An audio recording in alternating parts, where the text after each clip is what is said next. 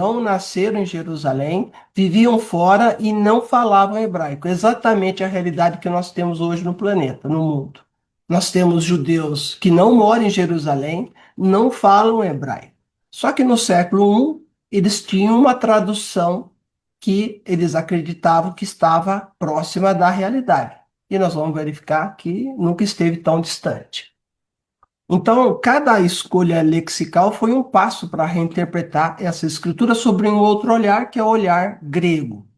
E Paulo, ele adota a Septuaginta, que é aquela Bíblia que eu mostrei inicialmente para vocês, ele adota esta obra, que é a Septuaginta em grego, como a sua base para escrever suas cartas, que são escritas em grego.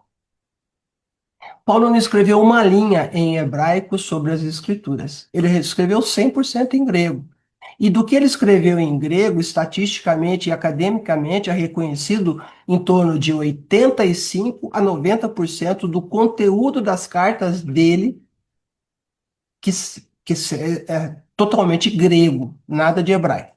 Isso também revela que toda a teologia paulina, ela nasce de textos já modificados, distantes da tradição hebraica. A primeira coisa que aconteceu é a substituição do nome divino, do nome hebraico por um termo grego. E isso é uma decisão teológica. Quando os tradutores pegaram a Bíblia hebraica, encontraram lá o nome do Eterno, o tetragrama, e resolveram colocar um título senhorial, imperial, na tradução grega, que foi Kyrios, isso não é por acaso. Por que que não tiraram o tetragrama e puseram no texto grego e o restante continuou? E a gente vai observar que no início foi assim. E posteriormente foi retirado e chegou a Septuaginta de hoje, que você encontra Theos, que é um termo grego, e você encontra Kyrios, que é um título, nem nome é. Então, tem outras questões além dessa. Então, substituir, por exemplo, o tetragrama por Kyrios apaga o nome divino. Você passa a ter um livro que não tem o nome divino lá, como as traduções em português, como as traduções em latim, como as traduções em grego ou qualquer outro idioma que não seja o hebraico. Então, não se limita ao nome, mas começa pelo nome. Quando você muda o autor da obra, é outra obra e outro autor. Isso é uma coisa importante a ser considerada.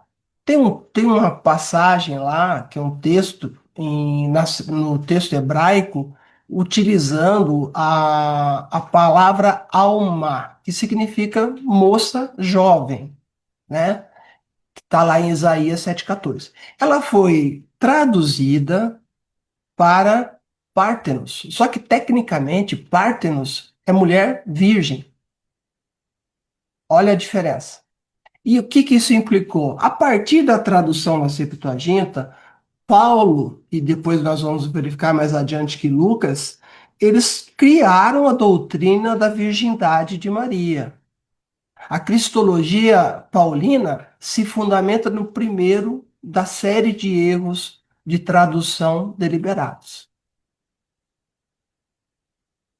O que que isso significa, né? A questão crucial, o ponto principal do nosso assunto aqui nessa palestra, no nosso debate na palestra, é quem representa fielmente a tradição de Israel.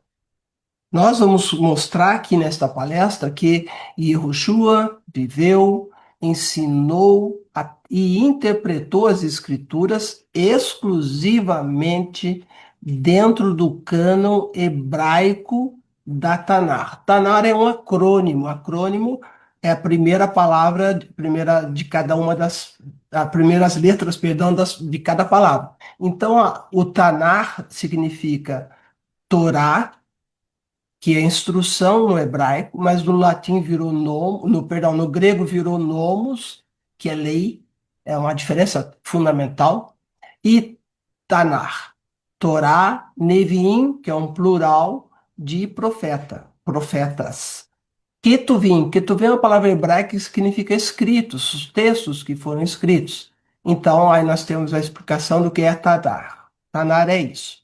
Enquanto que Paulo, ao oposto de Yehoshua, ele construiu toda a sua teologia sobre a tradução grega.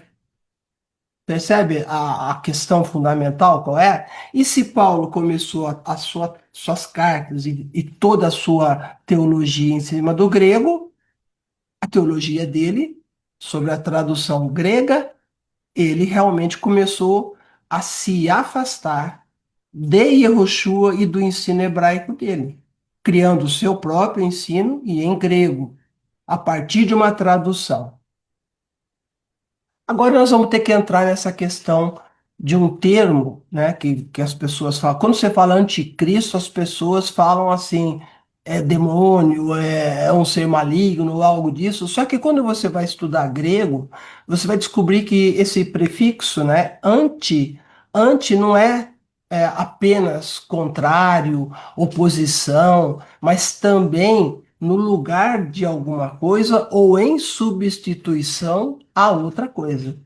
Então, esse termo anticristo ele não se refere simplesmente, né, a uma figura oposta a Cristo, mas a alguém que se coloca no lugar de Yehoshua, substituindo a mensagem hebraica original por uma contrafação helenística, grega.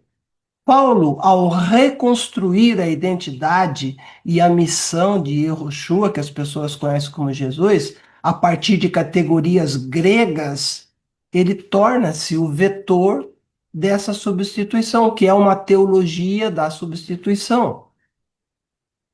Um Cristo cósmico que não segue a Torá, a Tanar, que Yehoshua mandou, que diz que cumpriu e não mandou, e não aboliu.